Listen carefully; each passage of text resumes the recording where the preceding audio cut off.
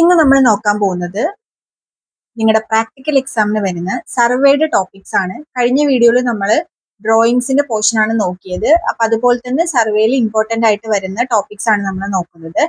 Survey സാധാരണ നമുക്ക് രണ്ട് രീതിയിലാണ് വരാറുള്ളത്.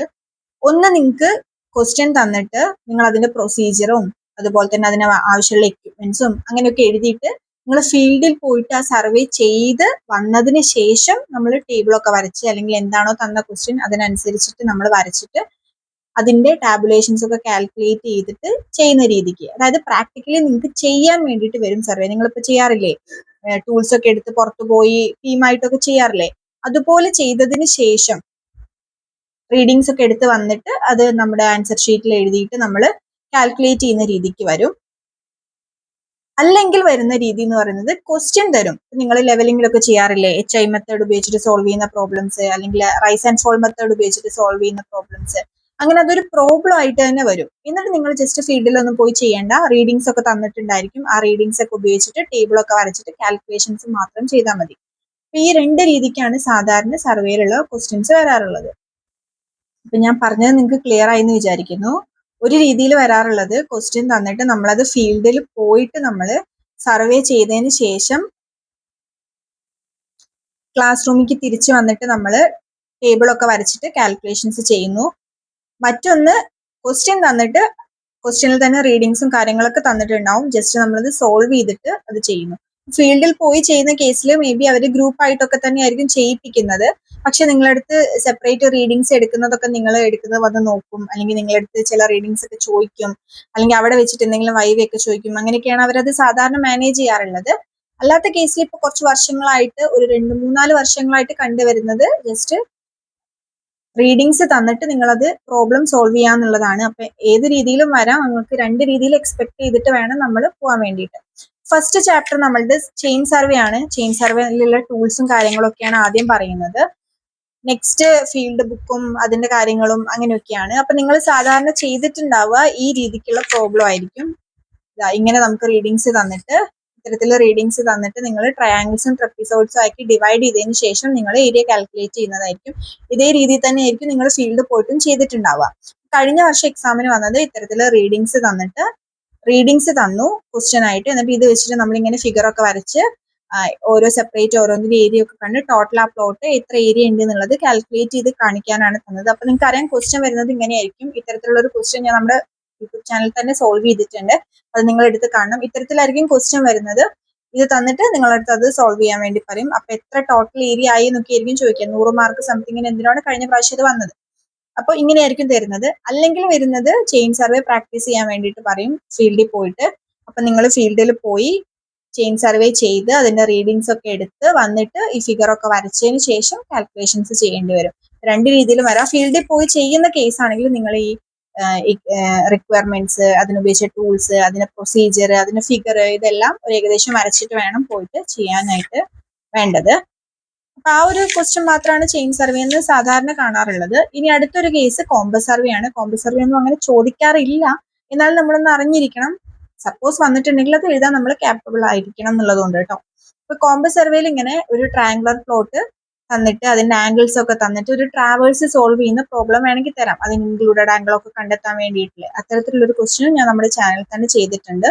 അല്ലെങ്കിൽ 3 പോയിന്റ്സ് ഒരു ട്രയാങ്കുലർ പ്ലോട്ടിന്റെ നമ്മൾ ഫീൽഡിൽ പോയിട്ട് അതിന്റെ ഫോർ ബിയറിങ്ങും ബാക്ക് ബിയറിങ്ങും ഒക്കെ എടുത്തതിന് ശേഷം കാൽക്കുലേഷൻസ് ഒക്കെ ചെയ്യുന്ന രീതിക്കായിരിക്കും. അപ്പോൾ ഫീൽഡിൽ പോയി ചെയ്യാനാണെങ്കിൽ നിങ്ങൾ ഈ പ്രൊസീജിയറും കാര്യങ്ങളൊക്കെ പഠിച്ചു വെക്കണം, അത് എഴുതാനുണ്ടായിരിക്കും. അല്ല പ്രോബ്ലം സോൾവ് ചെയ്യാനാണെങ്കിൽ തന്നിരിക്കുന്ന പ്രോബ്ലം നമ്മൾ ജസ്റ്റ് സോൾവ് ചെയ്താൽ മതി. അത് ട്രയാങ്കുലർ പ്ലോട്ടും ഉണ്ട്, അതുപോലെ തന്നെ ഒരു പോളിഗണൽ ആയിട്ടുള്ള പ്ലോട്ടും ഉണ്ട്. ഇതിലേത് വേണമെങ്കിലും ചോദിക്കാം. നെക്സ്റ്റ് ചാപ്റ്റർ നമ്മുടേത് പ്ലെയിൻ ടേബിൾ ആണ്. പ്ലെയിൻ ടേബിളില് നിങ്ങൾ മെത്തേഡ്സ് ഒക്കെ ചെയ്തിട്ടുണ്ടായിരിക്കും ഫീൽഡിൽ. നമ്മുടെ റേഡിയേഷൻ മെത്തേഡും അതുപോലെ തന്നെ ബാക്കി റിസെക്ഷൻ മെത്തേഡുകളും ഒക്കെ മേ ബി ചെയ്തിട്ടുണ്ടാവും.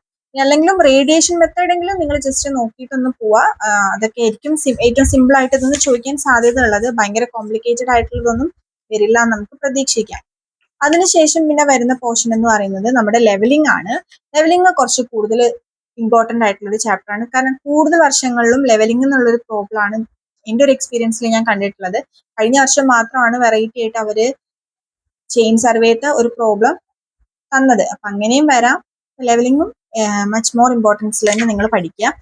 ലെവലിങ്ങിൽ എപ്പോഴും വരാറുള്ളത് നമ്മുടെ റൈസ് ആൻഡ് ഫോൾ മെത്തേഡോ അല്ലെങ്കിൽ HI മെത്തേഡോ ഒക്കെ യൂസ് ചെയ്തിട്ടുള്ള പ്രോബ്ലം സോൾവ് ചെയ്യാനാണ്. അപ്പൊ ഇതുപോലെ ടേബിൾ വരച്ചിട്ട് റീഡിങ്സ് തന്നിട്ടുണ്ട്. പ്രോബ്ലം ആയിട്ടാണ് വരുന്നതെങ്കിൽ ഇത്തരത്തിൽ റീഡിങ്സോട് കൂടിയിട്ട് ക്വസ്റ്റ്യൻ തരും. നിങ്ങളത് ഇവർ പറയുന്ന മെത്തേഡ് ഏതാണോ ആ മെത്തേഡിൽ സോൾവ് ചെയ്യാം. മെത്തേഡ് ഒന്നും എടുത്ത് പറഞ്ഞിട്ടില്ലെങ്കിൽ നിങ്ങൾക്ക് ഇഷ്ടമുള്ള മെത്തേഡിൽ സോൾവ് ചെയ്യാം. അല്ല മെത്തേഡ് പറഞ്ഞിട്ടുണ്ടെങ്കിൽ ആ മെത്തേഡിൽ തന്നെ ഇങ്ങനെ ടേബിളൊക്കെ വരച്ചിട്ട് ലെവലിംഗ് റെഡ്യൂസ് ലെവലൊക്കെ കണ്ടെത്തിയിട്ട് സോൾവ് ചെയ്യുന്ന പ്രോബ്ലംസ് ആയിട്ട് വരാറുണ്ട്. അല്ലെങ്കിൽ വരുന്നത് നിങ്ങൾ ചിലപ്പം ഡിഫറൻഷ്യൽ ലെവലിംഗ് ഒക്കെ ഫീൽഡിൽ ചെയ്തിട്ടുണ്ടായിരിക്കും. ഇങ്ങനെ ഇൻസ്ട്രുമെന്റ്സ് മാറ്റി മാറ്റി വെച്ചിട്ടുള്ള ലെവലിങ്സ് അത് ചോദിക്കാം.